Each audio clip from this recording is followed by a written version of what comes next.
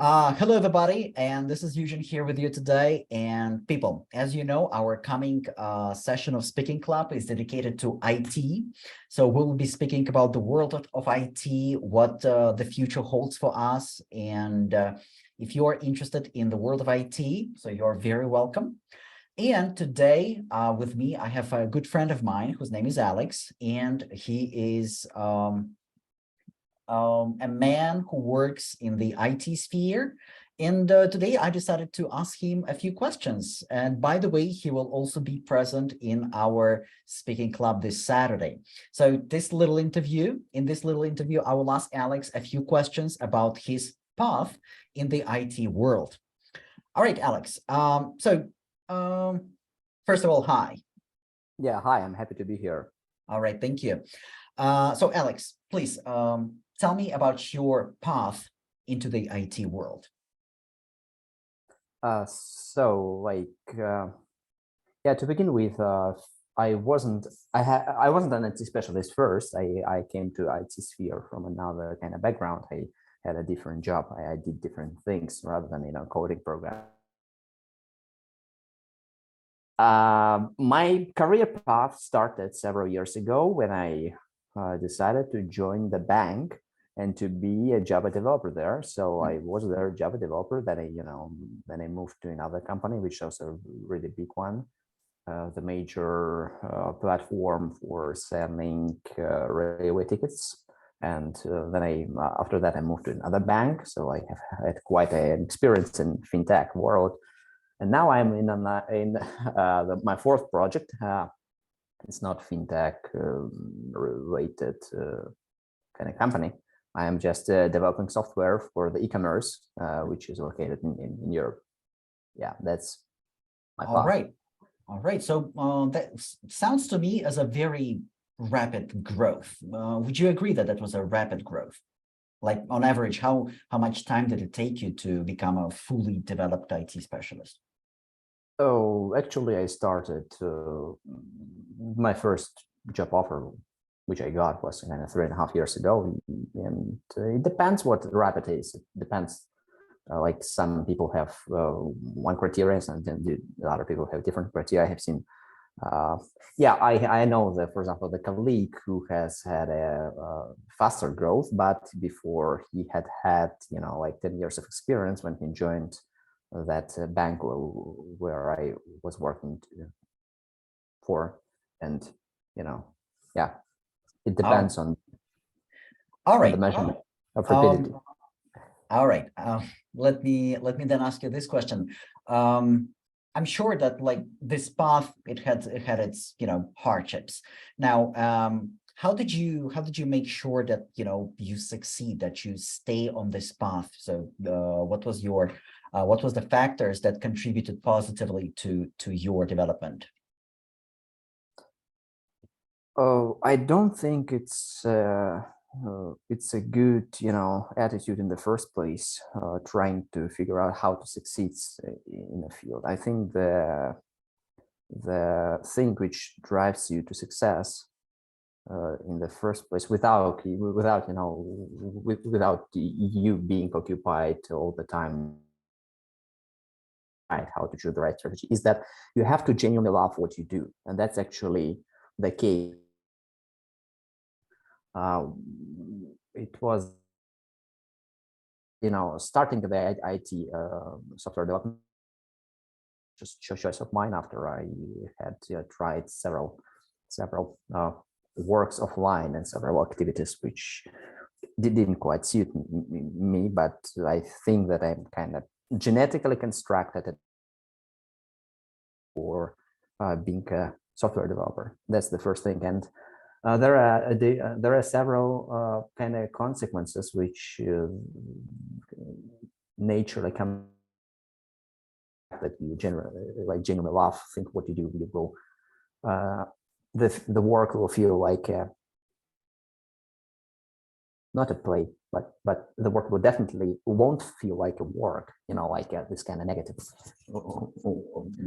negatively connotated thing, work, which drains the soul out of it's something which you get the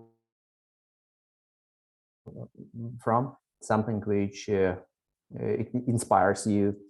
And of course, some other people, some other colleague also have this kind of problem, how to keep their level of interest to the thing which they do. And that's, I think that's not you should try to find the ways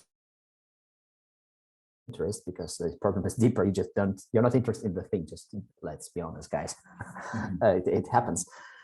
But if you are genuinely interested in that, and you will naturally spend more time on self-learning, if it's applicable in that context. Very much. You will genuinely be interested in all the nuances, in all the intricacies of the path you have chosen. And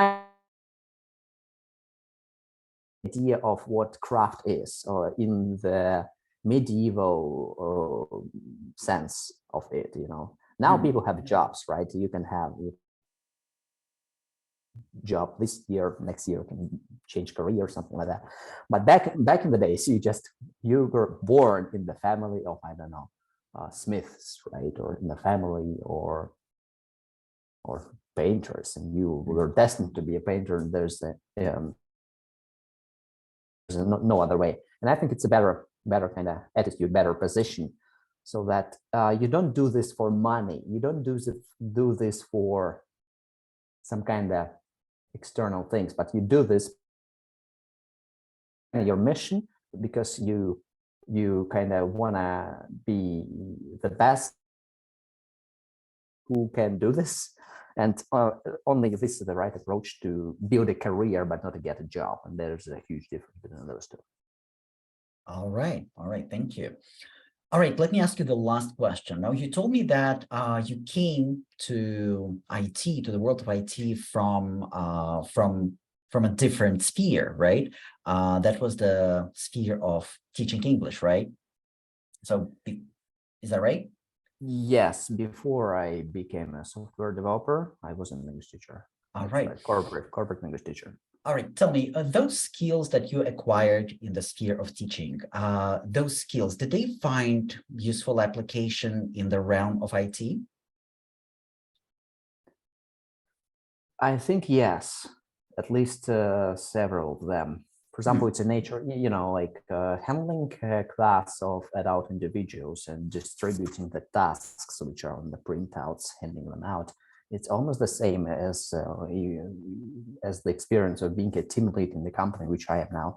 And you were at the beginning of the sprint, you have to distribute tasks, and you have to keep in mind what the level of competency and kind of proficiency, expertise of every member of the team is, and judging by that, you distribute the task accordingly.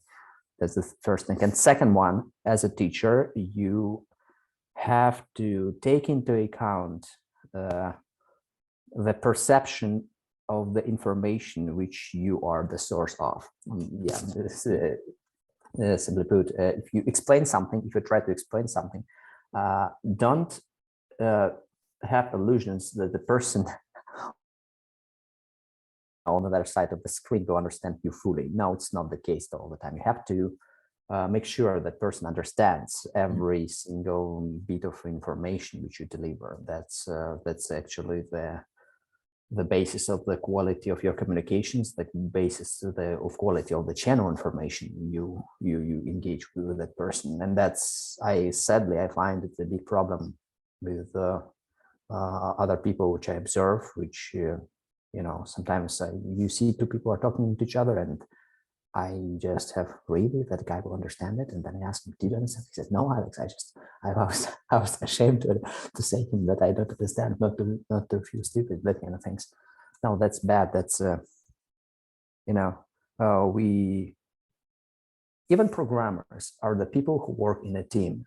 And it's actually, in the first place, it's a group of adult individuals who are doing one thing. And the thing which connects them is communications, and you have to be able to communicate your thoughts clearly to establish the good foundation for work. All right. Well, thank you.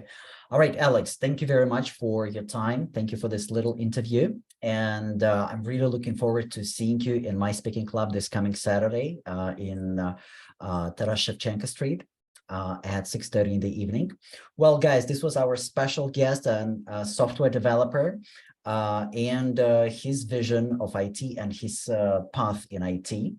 So thank you, everybody. I'll see you all this Saturday in the evening in my speaking club. Have a good day. Thank you for inviting. See you there. Take care.